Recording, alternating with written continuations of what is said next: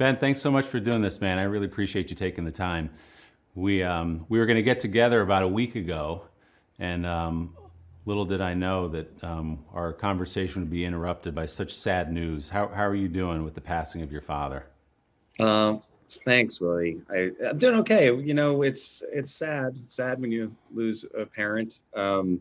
And he was a great guy.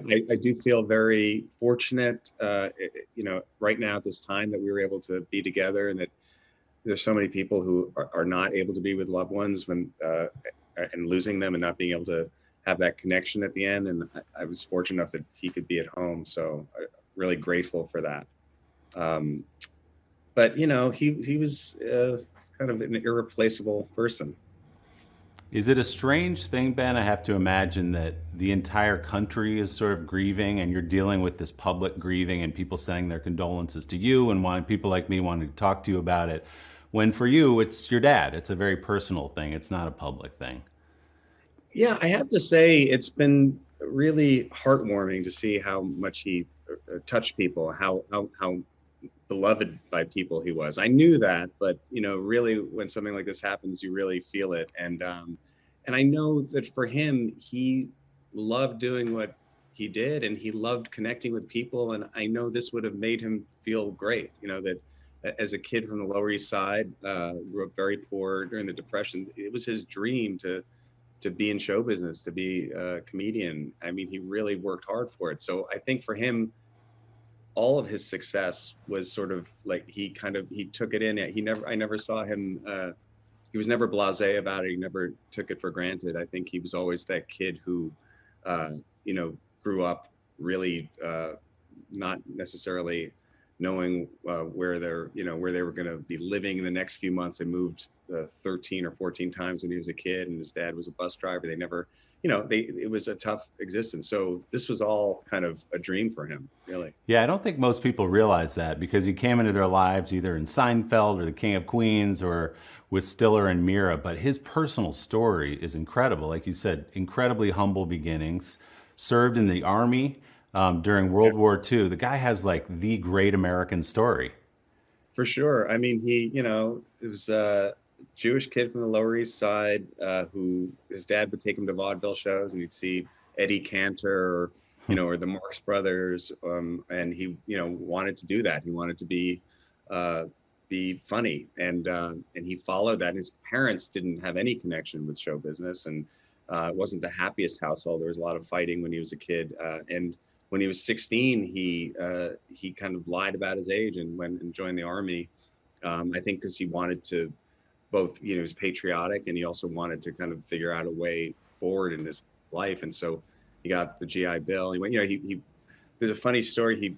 He wrote a book, by the way, about his life, which I have here, called Married to Laughter, that he spent a lot of time on. He put all these great stories in there. And one of the stories is when he was in the army, he played football on this intramural team in Italy. They were the occupying army in Italy. And there was this one MP that was not nice to him and had said some kind of mean anti-Semitic things to him. As being a Jewish guy in the army at that time, there was a lot of segregation. There was, it was complicated. And he got to play this guy in a football game at Victor Emmanuel Stadium in Caserta, Italy, which was this big stadium. And this MP was playing against him, and he got to tackle him, and he was so, he had so much inside of him. He took this guy down, he broke his ankle, and the entire stadium cheered.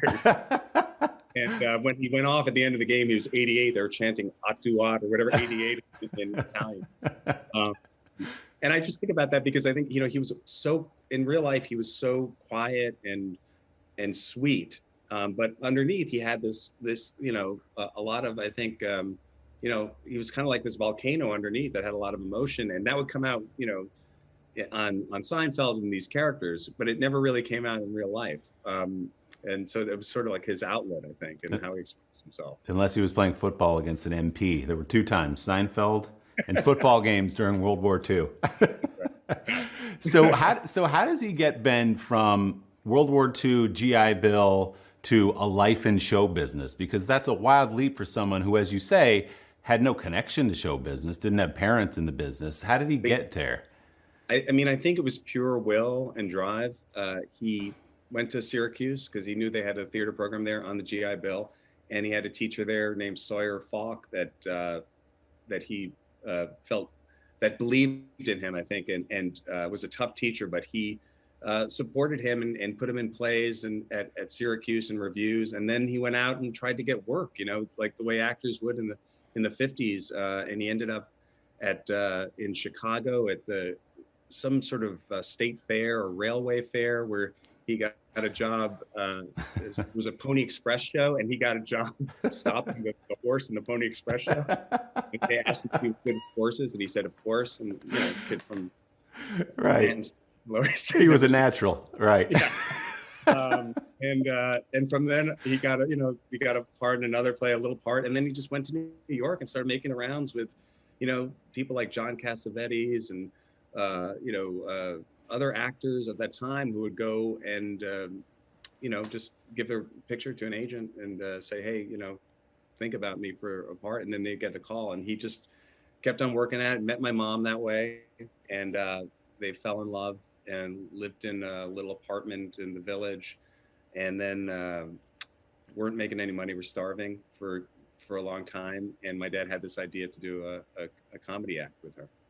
The short version of the story is they met at a talent agent's office, but I interviewed them together on Morning Joe. I looked at it today. It was 8 years ago, right around now.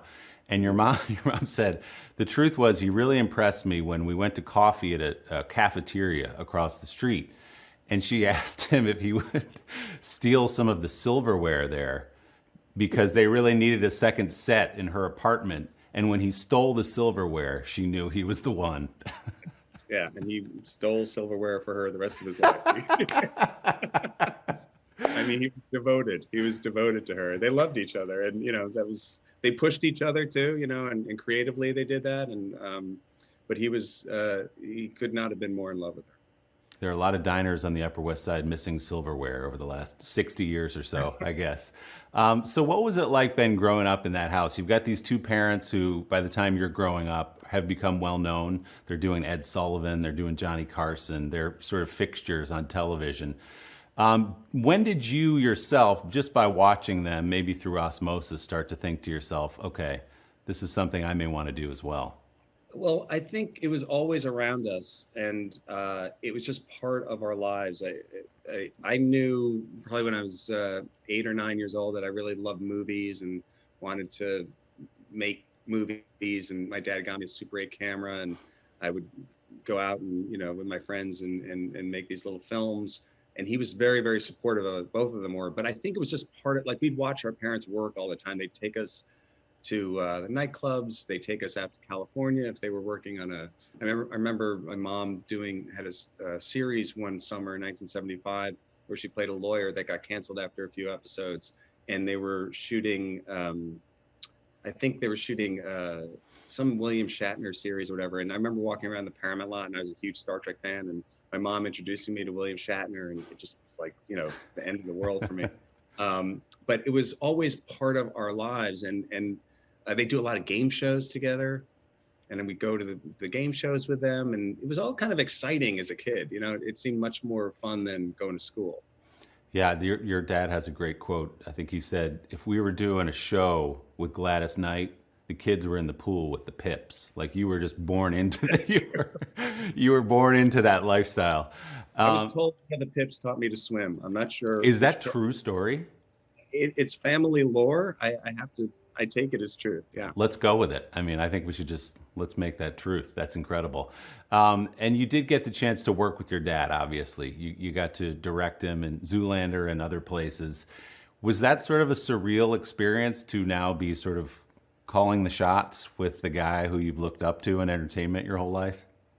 Yeah. I mean, it was always interesting because he had such a method that he really, he took everything very, very seriously. Took comedy, drama, whatever. He really approached it methodically. So I kind of would try to stay out of his way when he was working because I knew he had his, thing that he was doing. And it was always fun, though. It was always fun. But my memory is that he was always kind of just in his space. And that's always, I remember watching him work other places too, that when he was working, he just kind of had to put everything into it. And that's where so much of the, humor comes out of, I think, is that he was so committed to what he was doing. Hmm. So it was always fun, but I remember just kind of thinking, okay, like he's gonna, do his thing.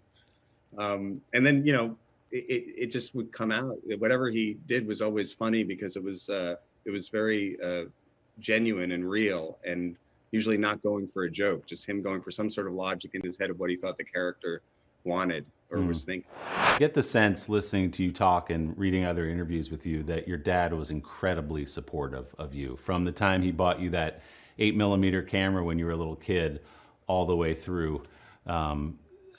Was he the guy that was he the cheerleader in the family? Was he the guy who always said, Ben, if you think you can do it, go for it? Yeah, he was. I mean, he definitely showed up, whenever there was, like, if I was making a short film as I got older too, and I was making little shorts and trying to get work. Even in high school, we did my friend and I made a film version of The Telltale Heart by Edgar Allan Poe. Mm.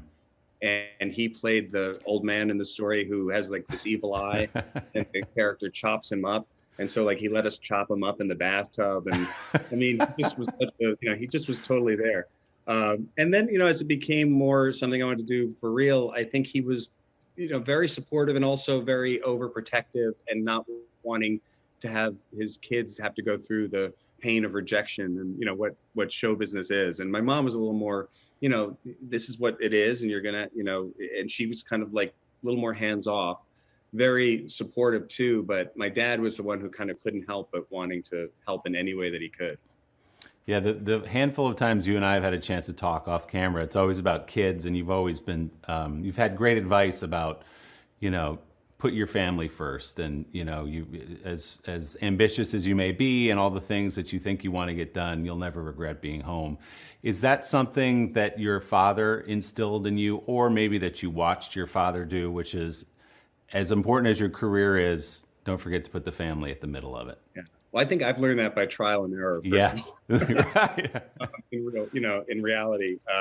But for my parents, I feel it was, first of all, they were working at a time when it wasn't easy to really make a living in show business for them. It was the 70s. They were having to kind of keep doing it. They weren't really, they didn't ever relax, because they were, it was kind of necessary to keep working. And I think they had to balance that and figured out how to balance it. One of the things they did was they never moved out to California, because they loved New York. They were New Yorkers, and that was really important to them. And then I think they made a decision at a certain point that they both didn't want to work together all the time, because they wanted one of them to be able to be with the kids. And that affected their professional lives, I think, because they couldn't do the act all the time. And but I think there was always that commitment and connection. There was always a connection, whether or not they could always be there all the time. It was complicated, because sometimes they both have to go out to California, and we'd be in school, and they go away for a couple of weeks. But they were always, doing their best, and it always felt very much. It always felt like we were connected. And then as you began to rise, it was fun to watch your dad sort of play a part in that. There's a famous clip you've talked about on Conan. It was one of your earlier late night appearances, and you had directed The Cable Guy. And the bit was that you were homesick, you were out sick, and your dad actually came out, and then he goes back and you're being nursed by your mother. That kind of stuff. I mean, just even to have the option to bring your father out on a big late night appearance must have been so cool. I mean, it was really kind of like I was able to use whatever I had available. And I was like, wow, we have like the funniest guy ever. Why not? Because I didn't love doing those appearances, but yet it was also like, okay, if I could do something with my parents, I know that they'll kill this. They'll be great. And it was also fun because it was so kind of, I mean, that was kind of our lives too. That to be able to kind of do that kind of thing with your parents is just so crazy. And to be doing some sort of a sketch with your folks that's based on your life was, it's kind of weird. And we all did go to family therapy at one point together when I was younger. And then we did, I remember on a sketch show I did on MTV, we did a sketch about going to family therapy together. Mm-hmm.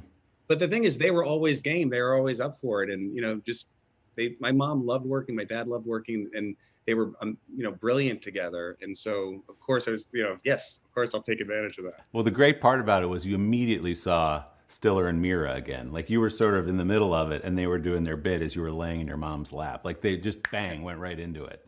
Yeah, and that was magic what they had together. And they both worked at it, but it was also very, very natural. And it was just who they were. You mentioned Seinfeld a minute ago. I think people think about Jerry's life and they think, oh, well, he was Stiller and Mira and everything was going well. But as you've pointed out, he was sort of getting older and maybe there was a dip in his career and the phone wasn't ringing as much. And that changed his life in so many ways because an entirely new generation knew and loved your dad.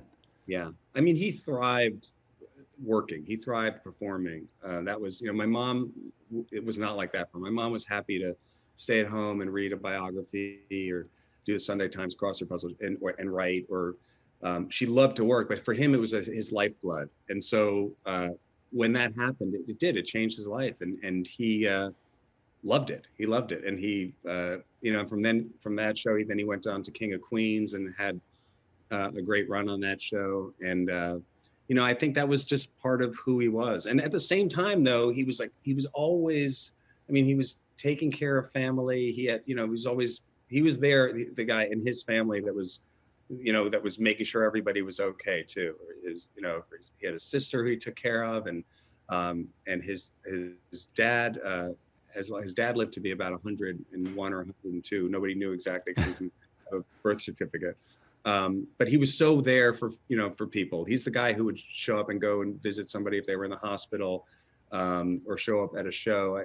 I got an email from Bobby Cannavale who said that my dad came to see him in Hurly Burly, a play that my dad had done originally on Broadway, and they did a revival about 10 years ago. My dad came 5 or 6 times to see the show. Wow. And we'd come backstage after and talk to Bobby about it. And Bobby said just it helped him as an actor so much to have that back and forth with Jerry. And so he was that kind of guy. He was very, very generous and also loved doing his thing. I told you a minute ago that I saw your dad one time walking around the Upper West Side. He could have been any guy walking on the Upper West Side. He had his Dwayne Reed bag or whatever with him, like we all do.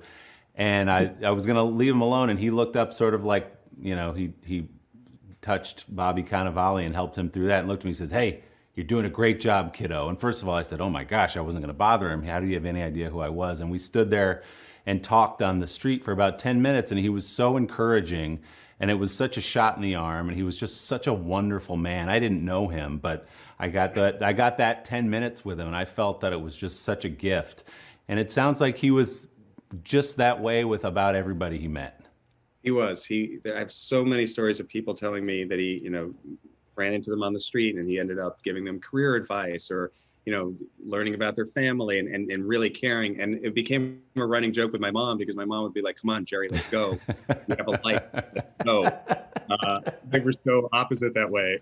But he loved it. He loved connecting with people. And, that generosity is kind of what I feel now, with his passing, feeling so much love for him. And that karmically coming back, he touched so many people that way, both personally and through his work. Does it feel different right now to be, you get through that first week of tributes and the public adulation, and now you're sort of sitting with it with you and your kids. Does it feel, do you feel physically different without your dad in the world? I know it's sort of an existential question, but it's one that everybody grapples with eventually. Yeah, I think I'm still kind of, in it right now, that I don't think, that comes with time. I know that having lost my mom 5 years ago, it's something that you just, that stays with you, that thing of that, wow, they're still gone. They're still gone. It's when someone dies, that's it. And there's a finality to it. But on the other side of it, I feel very connected to my mom now, 5 years on, and feeling what, her spirit inside of me. I think the way that you feel with a parent, if you have a, and I can't speak for other people, but for me, that, their spirit is something that's so much a part of me that I hold on to. And it's sad. It's definitely sad. And I think it's hard. I'm not used to the fact that he's not there yet, if I'm honest, you know? Yeah. And I think that he was such a spiritual guy. You know, Chris Matthews called me up and told me that my dad taught him meditation, or tried to teach him meditation, which is really the funniest. But he was a spiritual person. And he was a seeker that way. And he was very connected to his Jewish faith, and he'd go to synagogue, and he would he was interested in connecting with something other than just, you know, what's here in this physical plane. And I feel like that is such a strong part of who he is, that I still feel connected to that. But I definitely, you know, it sucks losing your parents. Of course, of course. So Ben, in the final analysis, how do you hope your father will be remembered? You know him the way no one else knows him. How do you hope the public will remember Jerry Stiller? I mean, I think of the word generous, and I think of funny, truly funny, and just, you know, a unique person. But I think that that energy that he put out into the world was so pure and so him, and there was so much love in that for what he did and for the people he worked with. I think that's what I think of when I think of him. It's well said. Ben, thank you so much for taking the time to do this. I really appreciate it. Thanks, Willie. Good to see you. You too. Hey, thanks for watching our YouTube channel. Find your favorite recipes, celebrity interviews, uplifting stories, shop our favorite deals, and so much more with the Today app. Download it now.